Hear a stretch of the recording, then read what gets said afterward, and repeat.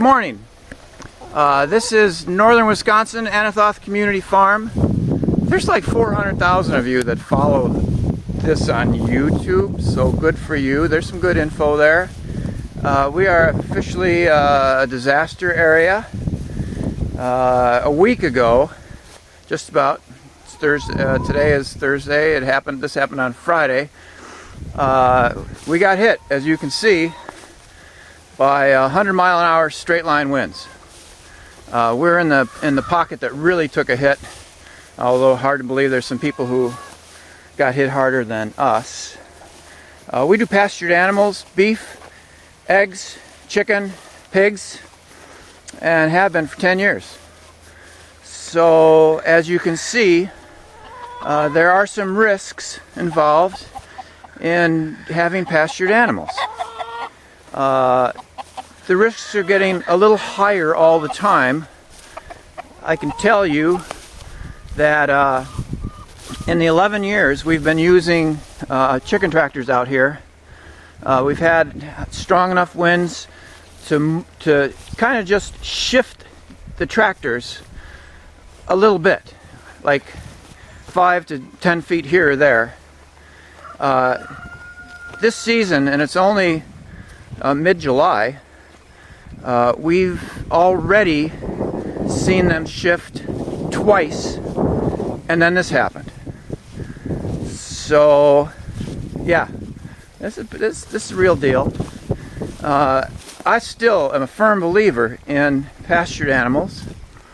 One thing I can tell you is that when we had two rounds of meat birds going on. One batch that's getting butchered next Wednesday. They all did just fine. I mean, their house lifted up, flew away, got busted, and we actually are going to be able to get enough parts out of it to put it back together. We'll have to get some new stuff, but it can be reassembled for the most part.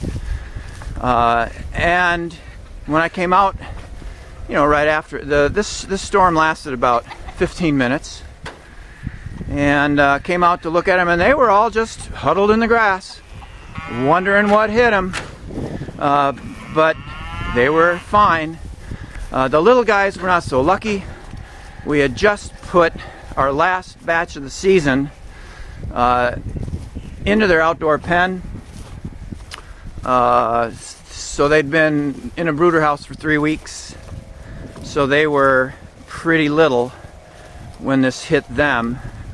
We lost maybe 30 of them, probably, I mean, some due to cold, some due to the volume of rain.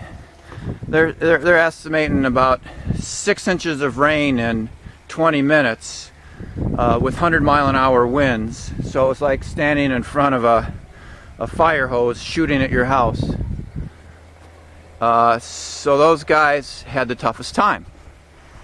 But a few years ago up here, there was a round of bird flu went through. There's turkey CAFOs not far from here, and between the chicken and the turkey CAFOs, they put like 2 million birds down, over 2 million, several million, and that one didn't affect us. Obviously, because we're just small potatoes doing our thing here.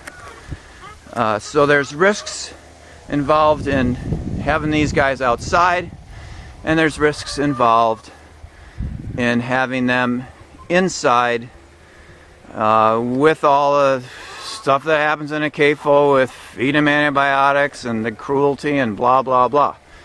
But so here we are at the chicken refugee camp. This is our corral that survived, and here they are. So what we've done here is the egg birds, they're used to coming and going. Their shack got busted, but these are kind of punk birds, and they're still squatting in there. Although they do come into the refugee camp for feeding time. But here it is. This is where we This is where we corral our animals, our steers, to ship them off. They come in, there's a sliding door in the front here, and then there's a swinging door in the back, and this is where they get out of the wind in the wintertime.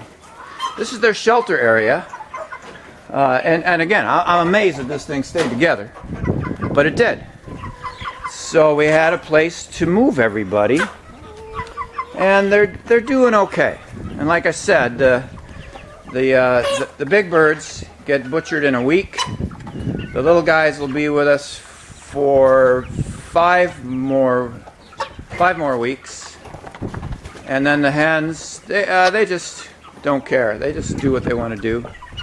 We were able to pull this nipple water off of one of the destroyed pens, and it still works. We got feed. We got a little bit of shelter back here. And that's our bags, our old bags game. A couple of branches in here so they can think about how it used to be. And then right back here, you can even see we got a temporary egg box, and they're laying eggs. A lot of them are getting laid where we can't find them, but everybody's hanging in there.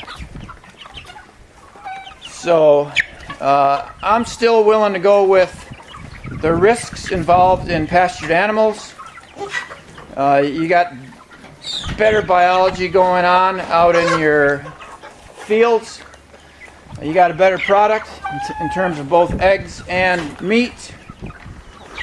And, you know, when you have a setback like this, it's much easier to do this than to dispose of millions of birds that have a disease that has to be isolated. So that's all I got here today. You can look up our Facebook page if you want to. I've got more pictures of the damage there. It's Anathoth Community Farm on Facebook, just like got Anathoth Community Farm here on YouTube. Check it out. I'm a big believer in this kind of farming is the future of farming. We're building resilience. The steers here, we generally move them every day, twice a day, but we were able to keep them in, and we may have power on today. That would be a week without power, and these guys just respect the wire, and their pastures are so good that they don't go anywhere. They just stay here. And we rigged up water. We got a generator, and I hacked our generator into our well, so we're able to get water out here. This is tough. I got to admit it. This is tough, but we're going to bounce back. Our houses survived. Our buildings survived with a few dings here and there. But yeah, this is all about using regenerative practices to build resilience.